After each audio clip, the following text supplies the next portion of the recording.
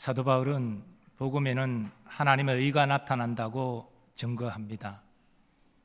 여기 복음에 나타난 하나님의 의는 인간의 불완전한 의로움이 아니라 예수님께서 율법을 100% 지켜 이루신 완전한 의로움이십니다. 하나님은 예수 그리스도를 구주로 믿는 자에게 이 의로움을 전가시켜 그를 의롭게 하십니다. 이것이 믿음으로 의롭게 되어 구원받는 이 신칭이 구원교리입니다. 이제 본문에서 바울은 죄에 대한 하나님의 진노를 선포합니다. 구원의 복음을 증거하다가 곧바로 하나님의 진노를 증거하는 것은 좀 이상해 보입니다만 이것은 자연스러운 논리의 전개입니다. 왜냐하면 누군가가 예수를 믿고 구원받기 위해서는 자신의 죄인됨을 깨달아 회개해야 되기 때문입니다. 그래서 바울은 본문에서 로마서 3장 20절에 이르기까지 모든 사람이 죄인이고 하나님의 진노 아래 있다는 사실을 증거합니다. 바울의 의도는 분명합니다. 자신이 소망 없는, 그래서 하나님의 진노 아래 있는 자임을 인식할 때 비로소 죄인을 구원하는 복음의 위대한 가치를 발견하고 누릴 수 있다는 것입니다. 오늘 본문은 이렇게 시작합니다. 하나님의 진노가 불의로 진리를 막는 사람들의 모든 경건하지 않음과 불의에 대하여 하늘로부터 나타나나니. 여기서 하나님의 진노는 사람같이 흥분하고 경노하는 감정적 분노를 말하는 것이 아닙니다. 하나님의 진노는 하나님의 공의에 입각한, 그래서 지극히 이성적이고 정당한 분노를 의미합니다. 그리고 바울은 하나님의 진노가 불의로 진리를 막는 사람들의 모든 경건하지 않음과 불의에 대하여 하늘로부터 나타난다라고 증거합니다. 여기서 우리는 죄의 핵심이 불경건함과 불의라는 사실을 깨닫게 됩니다. 불경건함에 해당되는, 경건하지 않음에 해당되는 헬라어는 그 본래 뜻이 신을 믿지 아니함, 예배드리지 않음라는 의미가 있습니다. 그러니까 불경건한 사람들은 하나님을 믿지 않고 하나님께 예배하지 않는다는 것이지요. 사도는 이 불경건함으로 인하여 일어나는 종교적 타락을 본문 이후 21절부터 23절까지 증거합니다. 그리고 불의는 불경건함에서 나오는 부도덕함을 의미합니다. 사도는 이 부도덕함의 구체적인 내용을 24절 이하에서 증거하고 있습니다. 그러면 이 사람의 불경건함, 경건하지 않음은 어디에서 기원된 것입니까? 왜 사람들은 하나님을 믿지 않고 하나님께 예배하지 않는 것입니까? 성경은 그 기원을 아담의 범죄로 증거합니다. 아담은 창조될 때 하나님의 형상대로 지음받아 죄가 없었습니다. 더 정확하게 말하면 죄를 몰랐습니다. 그래서 아담은 에덴 동산으로 찾아오신 하나님을 대면으로 만나서 교제할 수 있었습니다. 그런데 하나님께서 아담에게 한 가지 금하신 것이 있습니다. 여호와 하나님이 그 사람에게 명하여 이르시되 동산 각종 나무의 열매는 네가 임의로 먹되 선악을 알게 하는 나무의 열매는 먹지 말라. 네가 먹는 날에는 반드시 죽으리라 하시니라. 여기서 죽는다는 것은 일체적으로 육체적 죽음을 의미하지만 또한 하나님과 영적으로 완전히 단절되는 영적 죽음을 의미합니다. 아담이 하나님이 금하신 것을 범하여 죄를 지으면 그 영혼이 부패하고 그 모든 후손인 인류의 영혼도 부패하여 하나님과 영적으로 단절되게 된다는 것입니다. 교리적으로 이것을 전적 타락이라고 합니다. 본성이 부패한 사람들은 자신의 죄인됨을 깨닫지 못합니다. 하나님을 믿지도 않고 하나님께 예배하지도 않습니다. 종합하면 첫사람 아담의 범죄로 모든 사람의 영혼이 부패하였습니다. 그래서 하나님을 믿지 않고 예배하지 않는 이 불경건함을 나타내는 것입니다. 그리고 모든 사람은 불경건함으로 인해서 각종 불의를 행하게 됩니다. 이 영적 순수가 굉장히 중요합니다. 영혼의 부패함으로 불경건해졌기 때문에 이제는 각 사람들 관계에서 각종 불의를 행하게 된다는 것입니다. 왜냐하면 이제 사람은 하나님의 뜻을 따라 살지 않고 자신의 육체의 욕심을 따라서 세상 풍조를 따라서 살기 때문입니다. 사도 바울은 그 사실을 이렇게 증거합니다. 그때 너희는 그 가운데서 행하여 이 세상 풍조를 따르고 공중의 권세 잡은 자를 따랐으니 곧 지금 불순종의 아들들 가운데서 역사하는 영이라. 전에는 우리도 다 그 가운데서 우리 육체의 욕심을 따라 지내며 육체와 마음이 원하는 것을 하여 다른 이들과 같이 본질상 진노의 자녀이었더니. 불경건한 자에게서 나타나는 불의함의 대표적인 모습은 성적 타락입니다. 또 바울은 각종 불의함을 이야기하는데 추악과 탐욕과 악의, 시기, 살인, 분쟁, 사기, 악독, 수군거림, 비방과 능력, 교만, 자기 자랑, 악을 도모함과 부모를 거역하는 것과 우매함과 배약과 무정함과 무자비함도 불경건의 결과라고 증거합니다. 그리고 사람들은 불의로 진리를 막습니다. 새한글 성경을 번역을 보면 진리를 억누른다고 기록되어 있습니다. 즉 저들은 진리를 알매도 진리를 외면하고 억누르는 것입니다. 그래서 그런 저들에게 하나님의 진노가 임하는 것이지요. 물론 하나님의 최종적인 진노는 하나님의 심판대 앞에서 집행될 것입니다. 그러나 사람들이 이 땅에 사는 동안도 그들의 불경건함과 불의로 말미암아 하나님의 진노를 받습니다. 왜냐하면 하나님은 인간의 생사화복을 주관하는 분이시기 때문입니다. 그런데 바울은 이 불경건함과 불의에 대하여 임하는 하나님의 진노에 대하여 사람들이 핑계할 수 없는 두 가지 이유를 오늘 본문에서 증거하고 있습니다. 먼저 하나님은 사람 속에 하나님을 알만한 것을 보이셨습니다. 19절입니다. 이는 하나님을 알만한 것이 그들 속에 보임이라 하나님께서 이를 그들에게 보이셨느니라. 사도는 하나님을 알만한 것을 하나님이 사람 속에 보이셨다라고 증거하는데 도대체 이것이 무엇을 의미하는 것입니까? 우리가 앞서 아담의 범죄로 모든 인간의 영혼이 부패되어 하나님을 알지도 못하고 하나님을 믿지도 않고 하나님을 예배하지도 않는다고 말씀을 드렸는데 어떻게 사람들이 하나님을 안다는 것입니까? 이런 궁금증이 일어날 수 있습니다. 이것은 모든 사람에게 보편적으로 나타나는 신의식을 말하는 것입니다. 인류학자들은 아프리카 미개한 원주민에게도 이 신의식이 있음을 확인한 바 있습니다. 그들은 나름대로 조잡하지만 자신들이 섬기고 의지하는 신이 있다는 것입니다. 그래서 그 신을 대리하는 어떤 무당이나 어떤 마술사가 등장하게 되고 그를 통하여 자신들의 부족을 지키는 신을 의지하는 이런 어떤 풍습과 행함이 있는 것을 우리는 보게 됩니다. 심지어 무신론자에게도 신의식이 있습니다.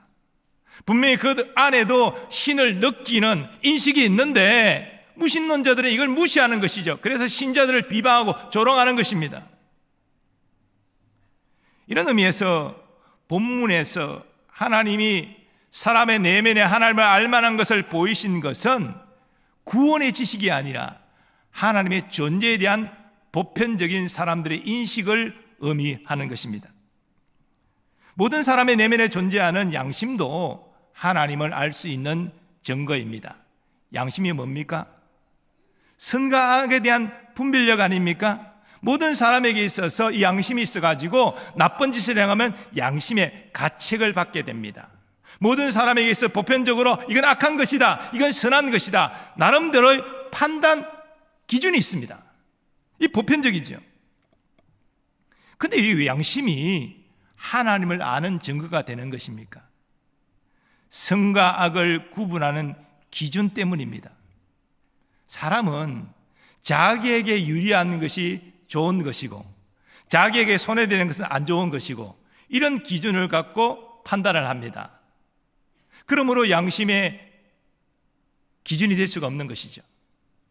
양심의 기준은 오직 진리 대신 하나님만이 가능하십니다. 그러므로 우리에게 양심이 있다는 것은 선악의 기준이 되는 하나님을 우리가 인식하고 있다는 것을 또한 말하는 것입니다.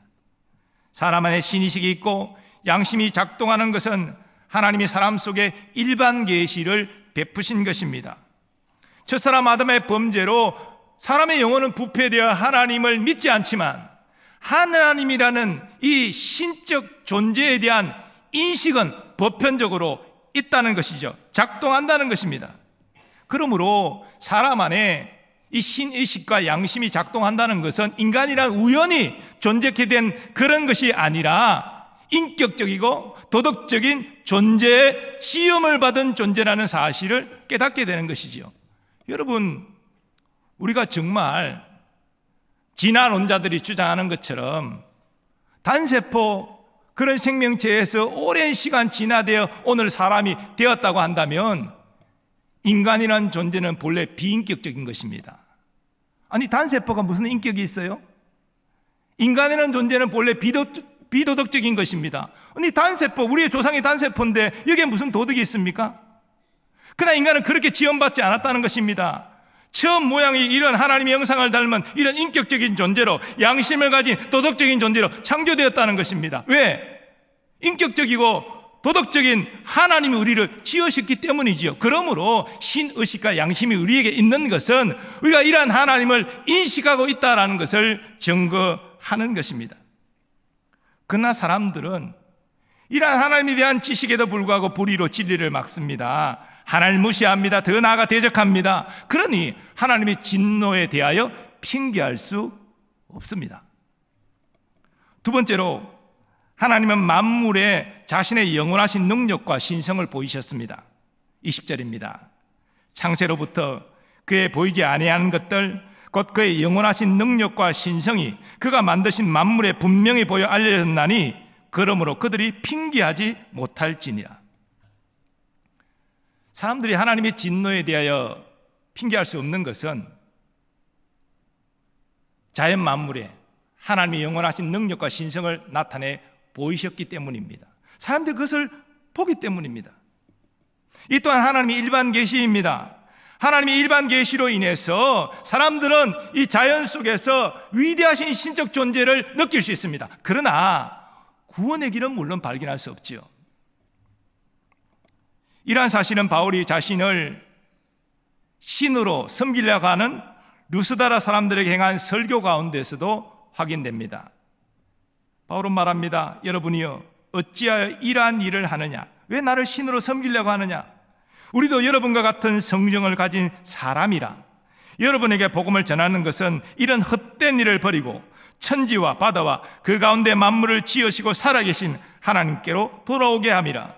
하나님이 지나간 세대에는 모든 민족으로 자기들의 길들을 가게 방임하셨으나 그러나 자기를 정언하지 아니하신 것이 아니니 곧 여러분에게 하늘로부터 비를 내리시며 결실을 주시는 선한 일을 하사 음식과 기쁨으로 여러분의 마음을 만족하게 하셨느니라. 사도는 분명히 증거합니다. 하나님이 비를 내리시고 곡식을 열매 맺게 하시고 사람들이 그걸 먹음으로 기쁘게 하시는 것이 하나님이 자신을 증거하신 것이다 라고 말합니다. 이런 일 우연이 되는 것이 아닙니다.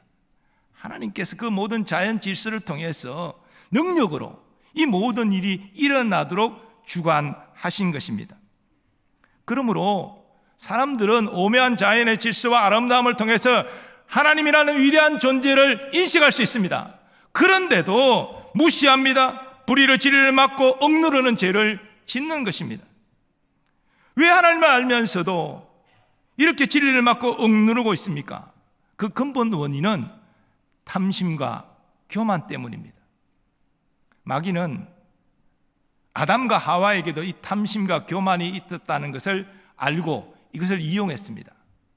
먼저 약한 하와에게 먼저 접근해서 유혹했습니다. 그래서 하나님이 금하신 선악과 열매를 따먹게 했습니다. 그리고 이후에 아담에게 주어 먹게 하도록 했습니다. 아담은 하나님이 분명히 경고하시는 것을 알면서도, 선악과를 먹으면 안 된다는 것을 알면서도 하와에게서 받아 먹었습니다. 왜 그렇습니까? 탐심과 교만 때문에. 왜냐? 저 선악과만 먹으면 나도 하나님같이 눈이 밝아져 선과 악을 구분하는 지식을 갖게 되는데, 나도 저 선악과를 먹어서 하나님과 같이 되고 싶다라는 이 탐심과 교만 때문에 저지른 것이죠. 그 결과 어떻게 되었습니까? 아담과 하와는 범죄함으로 에덴 동산에서 추방되었습니다. 그 영혼은 부패되었고, 그 후손 모든 인류의 영혼도 부패되었습니다. 그리고 하나님과의 영적인 교제가 끊어졌습니다. 이제는 하나님의 은혜가 없으면, 하나님의 부르시 없으면 사람들은 하나님께 나가지 않습니다. 불경건과 불의로 하나님의 진노 아래 있는 존재가 되는 것입니다. 그러므로 이 불경건함과 불의에 대한 하나님의 진노를 저들은 피할 수 없습니다. 핑계할 수도 없습니다. 이것이 인류의 영적 실상입니다. 근데 여러분과 저도 똑같이 불경건과 불의로 말미암아 하나님의 진노 아래 있었습니다. 왜냐하면 우리도 아담의 후손이기 때문에 부패한 본성을 가지고 태어나서 자연스럽게 불경건함과 불의를 저지르기 때문입니다. 어떤 사람은 말합니다. 아니 목사님, 나는 몇 대째 믿는 가정에서 태어나서 나는 부모님의 손에 이끌려서 어려서부터 내 태중에부터 나는 교회를 다닌 사람입니다. 나는 불경건함과 거리가 멉니다. 이렇게 항변할 수 있겠습니다. 그러나 제가 묻습니다. 여러분 정말 태중에서 예수님을 인격적으로 믿었습니까? 부모님 손에 이끌려 어려서부터 영아부 교회학교 나오면서 하나님이 어떤 분인지 알고 하나님을 인격적으로 믿었습니까? 예수님이 여러분을 위하여 십자가에서 무슨 일을 하시고 이 땅에서 여러분을 구원해 어떤 희생을 치른지 바로 알고 인격적으로 예수님을 믿었습니까? 아닙니다. 처음에는 그냥 부모님 손에 이끌려 교회에 온 겁니다. 친구들을 만나고 간식 먹는 게 좋아서 교회학교 다닌 것입니다. 우리는 모두 불경건함과 불의로 하나님의 진노 아래 본래 있던 자들입니다. 근데 이런 우리에게 어느 날 놀라운 일이 일어났습니다. 어느 날 말씀이 내 마음에 새겨집니다. 내가 죄인임이 깨달아지고 눈물로 회개합니다. 예수님이 나의 구원자이심을 고백하게 되었습니다. 그래서 지금 신앙생활하며 예배 드리고 있는 것입니다.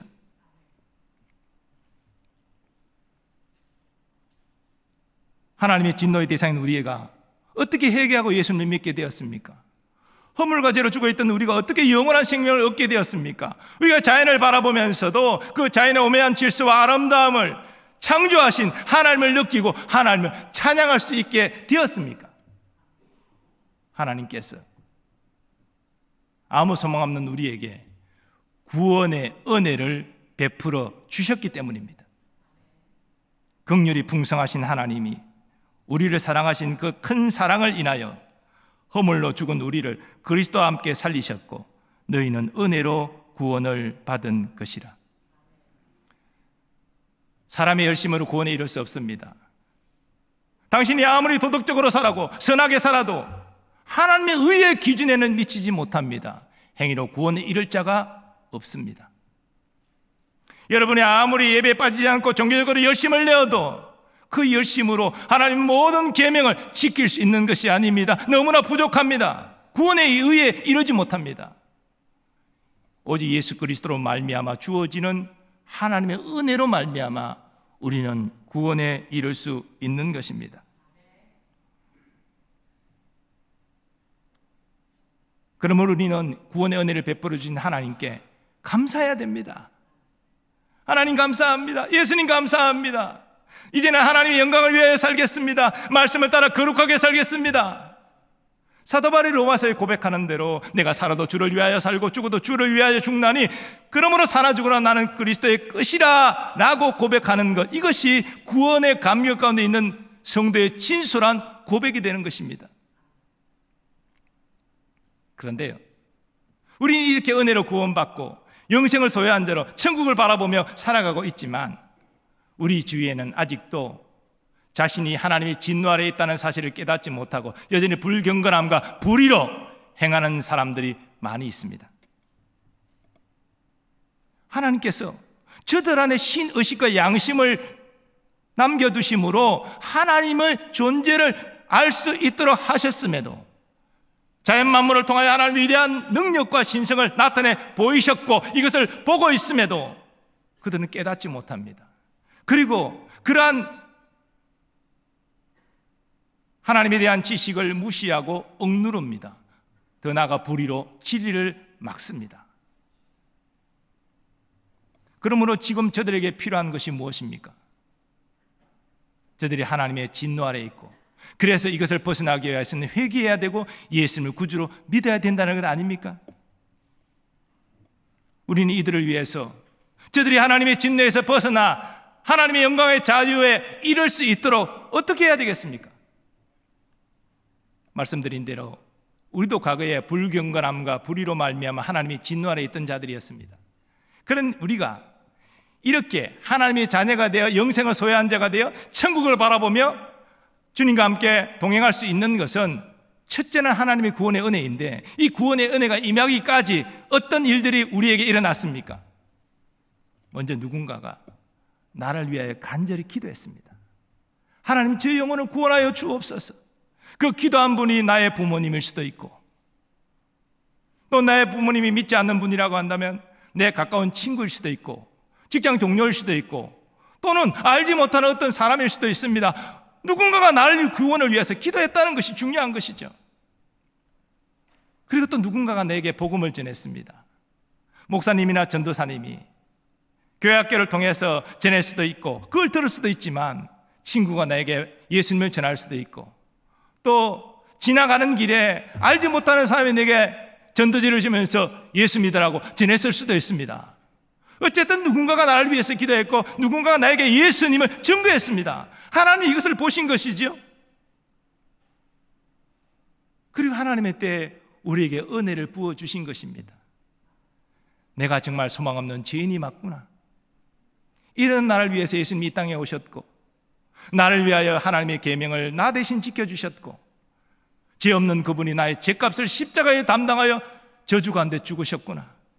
그분이 나를 위하여 율법을 지켜 이루신 그 하나님의 의가 예수 그리스도를 믿는 나에게 전가되어 내가 의롭게 되었구나. 그래서 내가 하나님의 자녀로 천국을 소망하며 살아갈 수 있구나. 우리가 깨닫고 감사하며 영광 돌리지 않았습니까? 그러므로 이제 우리가 하나님의 진노 아래에 있는 사람들을 위하여 기도하고 그분에게 내가 만난 예수님을 증거해야 되는 것입니다. 여러분, 가깝게는 나의 부모님이 그런 대상일 수 있지 않습니까? 하나님의 진노 아래에 있지만 불경건함과 불의로 말미암아 하나님의 저주를 받는 인생이지만 이거를 알지 못하고 육체의 욕심과 세상 풍조를 따라 아무 문제 없다는 듯이 살아가고 있을 수 있지 않습니까? 그건 눈물로 기도해야 되지 않겠습니까? 또 복음을 증거해야 되지 않겠습니까? 내가 만난 예수님을 내가 전하는 것이 마땅하지 않겠습니까? 나의 가까운 친구 가운데서도 자신이 불경건함과 불의로 말미암아 하나님이 진노 아래에 있다는 사실을 깨닫지 못하고 그 멸망의 길로 걸어가는, 아무 문제 없다는 듯이 살아가는 친구들 있지 않습니까? 긍휼히 여기고 기도하고 내가 만난 예수님이 전하는 것, 이것이 은혜로 구원받은 우리의 마땅한 도리 아니겠습니까? 또한 우리의 직장 동료 가운데도 오랫동안 관계하고 살았던 이웃들에게도 우리는 기도하고 복음을 전할 의무가 있는 것입니다. 왜? 누군가가 나를 위해서 기도하고 복음을 전해주었기 때문에, 그래서 하나님의 은혜가 내게 임했기 때문에 나도 그와 같이 행하는 것이 마땅하다는 것입니다. 예수님께서 이렇게 말씀하셨습니다. 하나님이 세상을 이처럼 사랑하사 독생자를 주셨으니 이는 그를 믿는 자마다 멸망하지 않고 영생을 얻게 하려 하심이라. 오늘 본문에 하나님의 진노에 대해 사도 바울이 이야기하지만 사도 바울이 말하고 싶은 것은 하나님의 진노와 심판이 아닙니다. 이 진노와 심판 아래 있는 자들이 하나님께로 예수 믿고 돌아오기를 간절히 원하는 것입니다. 하나님께서 사도 바울에게 세상 사람들에게 내가 너희에게 진노하고 너희를 심판할 것이다, 이거를 알리기를 원하신 것이 아니라 이것을 통해서 자신의 비참한 현실을 깨달아 돌이켜 회개하고 유일한 구원자신 예수님을 믿어 하나님께로 돌아오기를 원하시기 때문입니다. 하나님은 죄인이 멸망받는 것을 원하시는 것이 아닙니다. 죄인이 회개하고 그 죄인을 본래 지으신 하나님께로 돌아오기를 원하시는 것입니다. 그래서 위대한 복음을 선포한 사도 바울은 즉시로 모든 사람이 죄인이다, 그 불견함과 불의함으로 하나님의 진노 아래에 있다, 그러니 회개하고 너희가 예수 그리스도를 믿고 돌이켜야 된다, 이걸 지금 말하고 있는 것입니다. 하나님은 우리의 기도와 순종을 통하여서 하나님의 진노 아래에 있는 죄인을 구원하기를 참으로 기뻐하십니다. 그리고 그 길을 이미 열어주셨습니다. 예수 그리스도로 말미암는 제사함과 의롭게 됨의 구원의 길, 예수 그리스도를 믿음으로 그분이 나의 모든 죄값을 대신 지시고 형벌을 당하신 그 효력을 누리고, 그래서 제사함 받고 예수 그리스도를 믿음으로 그분이 율법을 지켜 이루신 하나님의 의를 증거받아 내가 의로운 자가 되는 것, 이 제사함과 의롭게 됨의 구원의 원리를 하나님께서 마련하신 것이죠. 이 세상에 다른 구원의 길은 없습니다. 하나님의 진노에서 벗어나서 하나님의 사랑을 받는 다른 길은 없습니다. 오직 예수 그리스도 안에서만 그 제사함과 의롭게 됨으로 하나님의 사랑받는 자녀가 되는 길이 열립니다. 그러면 오직 예수 그리스도를 붙잡고 예수 그리스도를 증거하고 예수 그리스도와 더불어 살아가는 여러분 되시기를 축복합니다. 하나님 은혜에 대하여 늘 감사하시면서 이제는 은혜로 구원받은 자답게 누군가를 위해서 기도하고 내가 만난 예수님 증거함으로 그에게 하나님의 구원의 은혜가 임하기를 간절히 소원하는 하나님의 사람으로 살아가는 여러분 되시기를 예수님의 이름으로 축원합니다. 이제 받은 말씀 생각하시면서 함께 찬양하겠습니다. 은혜로만 들어가네 함께 찬양합니다.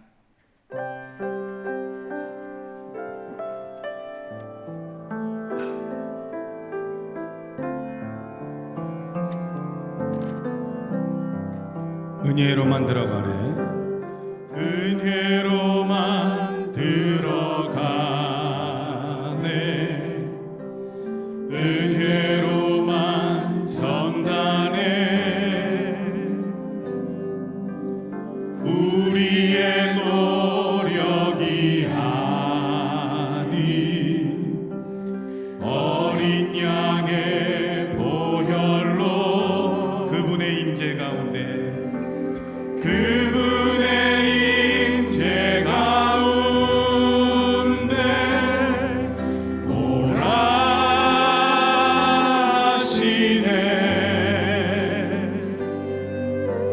우리를 부르신 그곳 은혜로 들어가네,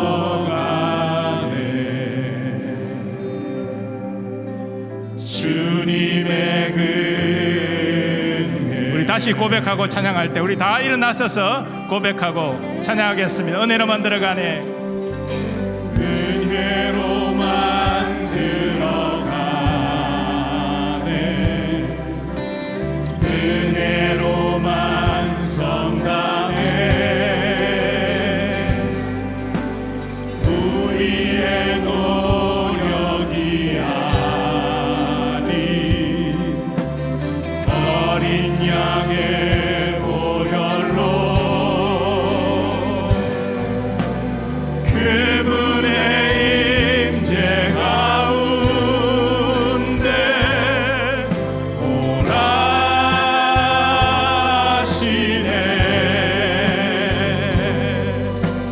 우리를 부르신 그곳 은혜로 들어가네,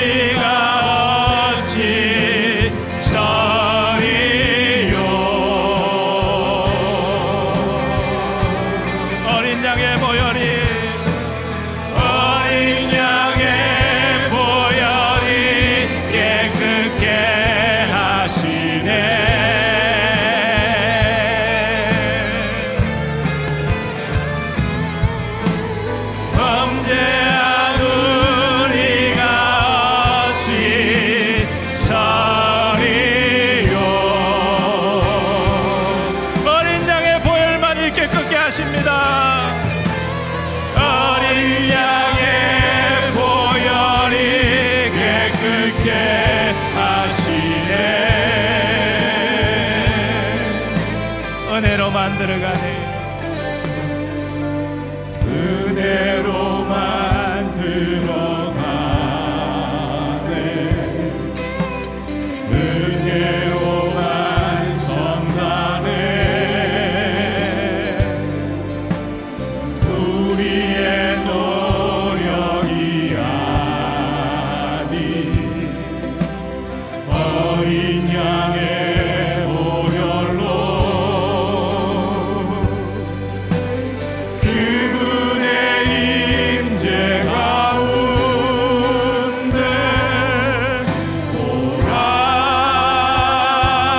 오라시네. 우리를 부르신 그곳 은혜로 들어가네. 주님의 그 은혜.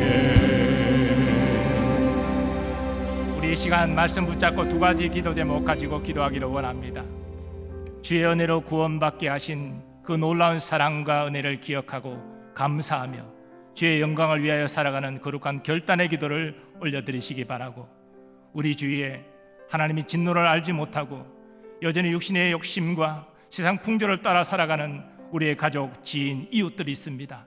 그들을 위하여 기도하며 내가 만난 예수님을 증거하여 그들에게도 하나님의 구원의 은혜가 임하기를 소원하면서 합심하여 기도하겠습니다. 주여, 아버지 하나님, 범죄한 불경건함과 불의로 말미암아 하나님의 진노 안에 있던 우리가 구원받은 하나님의 백성이 된 것을 오직 주의 은혜로 말미암아 고백합니다. 아버지, 이 은혜와 사랑을 위하여 일생 감사하며 살아가는 우리가 되게 하여 주옵소서. 이제는 나의 욕심을 따라 살아가지 않게 하시고 주의 말씀을 따라 살되 주의 영광을 위하여 살아가므로 하나님의 기쁨이 되는 삶을 살게 하여 주옵소서. 이제는 복음을 알 뿐 아니라 복음을 누리는 자로 살기를 소원합니다. 하나님과 동행하며 하나님의 기쁨이 되는 삶을 살게 하여 주시옵소서. 우리 성도들에게 이 거룩한 결심이 일어날 수 있도록 주여 도와주시옵소서. 따라 우리가 간구합니다. 우리 주위에 하나님의 진노 안에 있음을 알지 못하고 여전히 불경건함과 불의로 말미암아 행하는 자들이 있습니다. 아버지가 그께는 우리의 가족 가운데도 이런 이들이 있고 우리의 친한 벗들 가운데도 직장 동료와 오랫동안 알아왔던 이웃 가운데서도 이런 일이 많이 있습니다. 주여, 긍휼히 여기는 마음을 다하여 주옵소서.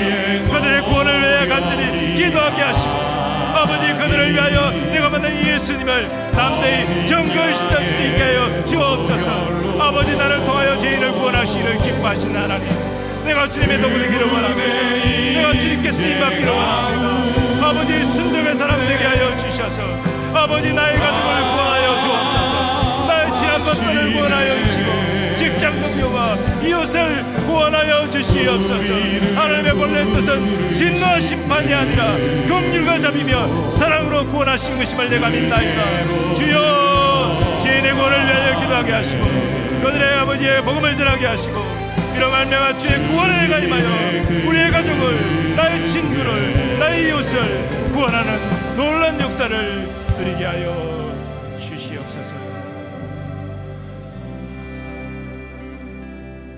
아버지 하나님, 말씀을 받고 믿음으로 기도했습니다. 은혜와 사랑의 빚진 자로서 일생 주의 영광을 위하여 살아가는 우리가 되게 하심으로 복음을 이제는 누리는 자로 살게 하여 주옵소서. 더불어 하나님의 진노를 알지 못하고 여전히 육신의 정욕과 세상 풍조를 따라 살아가는 우리 주위에 많은 이들이 있습니다. 아버지, 그들의 영혼 구원을 위해서 포기하지 않고 기도하게 하시고 내가 만난 예수님 전하는 자로 살게 하여 주옵소서. 이를 통하여 우리의 가족을 구원하여 주시고 우리의 친한 벗들과 이웃을 구원하는 주의 은총을 허락하여 주옵소서. 하나님, 오늘도 믿음으로 하나님을 의지합니다. 우리의 삶과 가정을 어렵게 하는 모든 어둠의 세력들을 주 예수 이름으로 몰아내 주시고 성령 안에서 참 자유와 평안과 기쁨을 누릴 수 있게 하여 주옵소서.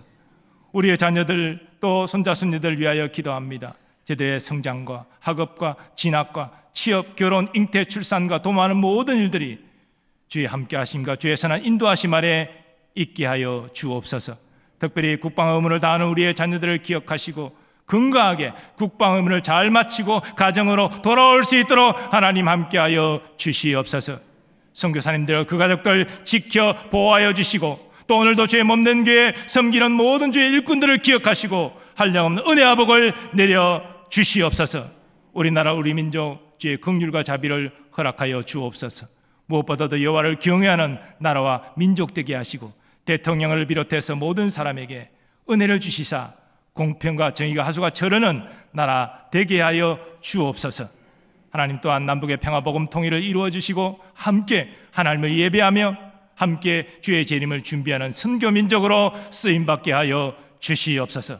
이제는 우리 주 예수 그리스도의 은혜와 하나님 아버지의 무한하신 사랑하심과 성령님의 역사하심과 교통하심이 우리도 허물과제로 죽어있던 소망 없는 인생이었지만 주의 구원의 은혜로 말미암아 하나님의 백성된 사실을 깨닫고 감사 영광 돌릴 뿐 아니라 이제는 하나님의 진노 아래 있는 우리의 가족과 친구와 이웃을 위하여 기도하고 복음 전함으로 저들에게도 구원의 은혜가 임하기를 간절히 소원하는 모든 주의 백성들의 삶의 범사 위에 이제로부터 영원까지 함께 하시기를 축원하옵나이다. 아멘.